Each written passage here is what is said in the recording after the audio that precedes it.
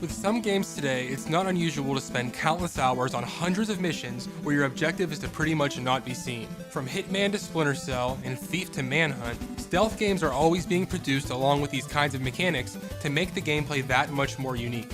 But we never stop to take a look at where this genre actually came from. Today, we look back at the title that pretty much created the stealth genre, and the first game in arguably one of gaming's most iconic series, Metal Gear. Metal Gear was released in Japan in 1987 for the MSX2, and within that same year, the game was released in English for the European market. During the concept phase, Metal Gear was actually going to be a modern military combat action game, but because the game was released on the MSX2, it was faced with several memory issues due to the lack of power on that system. The MSX2 had a limit of how many enemies and bullets could be on the screen at the same time, and it's for this reason that the game was changed from an action game to a stealth game. If your mission is to avoid as many enemies as possible, then it's easier to make this game work within the limitations that you're given. Aside from changing the genre, to help save more space, the original release had to be written in Japanese symbols known as katakana, with the character names being presented as Roman letters. However, the English version was far worse off with memory issues. Its code had to be written entirely in uppercase letters with deliberate grammar and spelling mistakes. As if this didn't seem like enough to change already, the developers had to cut almost half of the codec calls you received during gameplay, which not only progress your storyline, but also provide helpful hints. 5 months after the original release on the MSX2, a port for Metal Gear was released for the Famicom in Japan. This led to a North American release for the NES in 1988, along with Europe and Australia in 1989. This is the version that we played. Though it would be assumed that the Famicom and NES versions are exact ports of the MSX2 game, the two versions couldn't be any more different from each other. The port was developed by another division of Konami using the source code from the MSX2 version. According to Kojima, this code was handed over without the consent of the original development team. Masahiro Ueno, a programmer for the port, has said in interviews that they were given only 3 months to complete the game. As if this deadline wasn't punishing enough, they were told to make the port as unique as possible from the original version. These changes were so extreme that Kojima publicly disowned the game. When you turn on the game, you're instantly greeted with the logo screen. Like many NES games, there's no fancy animation or music, just some text on the screen along with the game's logo. When you start a new game, you're greeted with a cutscene showing a plane flying over a jungle with 4 guys jumping out and parachuting to the ground.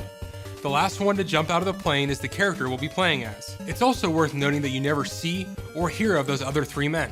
It would be nice if we at least saw them tangled in the trees in the background to give us at least some sort of closure about what happened. After the cutscene, we're seen standing in the forest with nothing around when all of a sudden we get a call. When you finally pick up the phone, you meet your first character of the game, Big Boss. He proceeds to tell us that we need to break into a fortress known as Outer Heaven and destroy their final weapon known as Metal Gear. Before any of that though, we need to find someone or something called Gray Fox. If you've never played any of the newer Metal Gear Solid games, or if you were born in the 80s and this was your very first Metal Gear game, you would already be very confused about what the hell is going on in this game. Who or what is Gray Fox? What is Metal Gear? How do you know it's their final weapon, or what does that even mean? What is my character's name? Well, luckily, you can just look at the back of the box to get a better story than the game provides you. We work for a covert unit known as Foxhound, and our name is Solid Snake. You can definitely tell that Konami and Kojima really like to use animal names. So farther down the box, it says we need to maintain radio contact with Commander South. So is this Big Boss a typo? Or is this a character we'll be finding out about later, or what? Spoiler, it's none of the above. Curious to this question myself, I took to the internet in search of answers. It turns out that Commander South is supposed to be the guy in charge of Foxhound, yet Big Boss is the guy we always talk to. So why make up a character that is never mentioned in the game? As it turns out, he's only ever mentioned one other time in some random novelization and never again. Turns out this character was developed for the English version of the game. Seeing as we're not going to get any more information about the story from the materials we're given, we decided to do some farther investigation to see what's really going on in this game. Turns out, there is actually a lot more going on that we're not directly told. Gray Fox is Foxhound's top agent that was sent into Outer Heaven a few days prior to your arrival, only for Foxhound to lose contact with him. Upon finding Gray Fox, he informs us that Metal Gear is a walking nuclear device that can launch an attack from anywhere in the world. He then informs us that you need to find the engineer behind Metal Gear, Dr. Petrovich. After more running around, you eventually find Dr. Petrovich, only to find out he won't talk to you until he knows his daughter Ellen is safe. So we're back to running around trying to find another person. For a game where it seems like time is of the essence, they really like to drag out everything that we do. Eventually you find Ellen and receive more story. Dr. Petrovich was blackmailed into creating Metal Gear, and when you finally get back to him, he tells you where Metal Gear is and what you have to do to destroy it.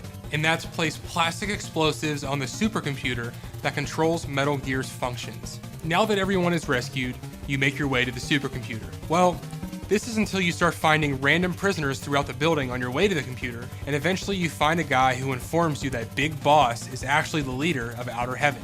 It's just a typical twist, like, my boss is actually the leader of the bad guys, and so, you gotta deal with that now. But upon completing the task of destroying the computer, an alarm goes off and a self-destruct timer starts to tick down. You leave the computer room and try and leave the building, only to find Big Boss waiting for you. He goes into a bad guy monologue before the final fight begins. When the fight is finally over, you successfully make it out of the building. We see a cutscene of the sky changing colors, implying that a giant explosion happened. Solid Snake then calls in to inform the team that the mission was a success and that Metal Gear has been destroyed. We then see text from a news report saying that there were large tremors in the region. This helps to explain how large that explosion really was. When everything is said and done, we sit through the credits that are typed out on the transceiver. So as you can tell, the story isn't all that great, it's a little convoluted, but what about the graphics? As you've seen so far, they're really not much to brag about either. Textures are repeated non-stop throughout the game, and every building looks pretty much exactly the same. You only see vague differences when you go through the forest areas. Even the desert area is just one texture copied and pasted throughout the entire screen. There's really nothing that stands out after you've played the game for around 20 minutes. For the most part, the same goes for the music. There's really nothing wrong with the soundtrack except for the fact that there's only 11 songs in the game. This means that you hear the same song every time you're in a building, every time you're in a boss fight, and every time while you're in the jungle or the desert. The sound effects are also quite absurd. Gunshots sound like a cat sneezing, doors opening sound like a gun from Star Trek being fired, and explosions sound like waves crashing onto a shore. The only positive thing to say about these sound effects would have to be that the call noise and the typewriter sound for text are pretty spot on. While the story is far from entertaining, playing the game really isn't that bad. We view the game from a top-down perspective similar to Zelda, along with the same mechanic that going to the edge of the screen will take you to the next area. Navigating Solid Snake really isn't much of an issue. The real problem comes down to the enemies. It's really hard to tell where the enemy can see, and there were several times where we thought we were hidden pretty well, only to get shot down. The general rule of thumb we developed was to not move until they were 100% not looking in our direction. It's also worth noting that the enemies will always respawn if you leave a screen and come back. Some enemies are even set up so that when you come back into the screen, you're instantly caught, resulting in wasting ammo or taking damage. When in buildings, if you are seen by an enemy, an alarm will sound and several other enemies will rush onto the screen. Although this seems stressful and like it would be a nuisance, all you have to do is advance to the next screen to clear the alarm and get rid of the enemies. Aside from enemies, navigating your menu for items and weapons can be a bit of an issue as well. If you accidentally click on the wrong category, you have to exit from the menu and then get back in. While not a huge deal, it can cost you some health in situations like a boss fight if you're not very careful. Ammo, key cards, and other items can be found in rooms and in the back of trucks. As with the enemies, items will also respawn if you leave a screen and come back to the room that had the item. This exploit is really helpful when you find ammo and rations, as you can stock up until you reach the maximum limit. The quantity of items you can hold is based on the rank of your character. This is represented by a star system in the bottom left-hand corner of the screen.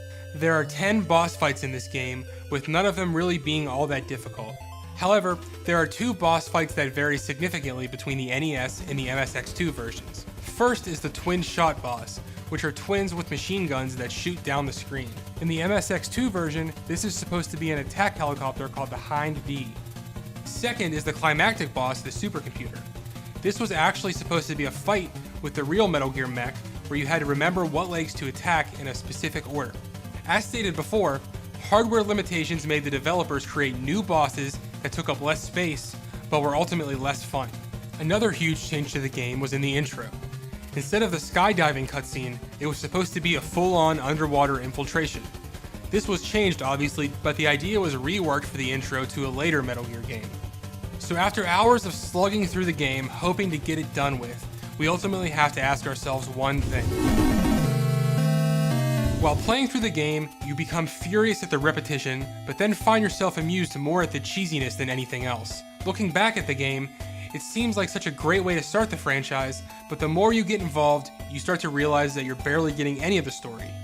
It's also easy to see why Kojima wanted to make the public aware that he wasn't responsible for this version of the game. Although it's understandable because they only had 3 months to port the game, it seems like they could have simplified the levels more and added story to give you more of a full experience. Instead, we're given 3 tasks to complete in the game that manage to take anywhere from 2 to 4 hours. This is due to getting lost on levels, trying to remember what keycard to use, and a lot of unnecessary backtracking to find items or people. Because of all of this, it's really hard to find positives with this game other than the fact that it kicked off one of the best series in gaming history. It's because of these reasons that we have to say that this game definitely does not hold up, and should only really be played if you are wanting to play these games in chronological order.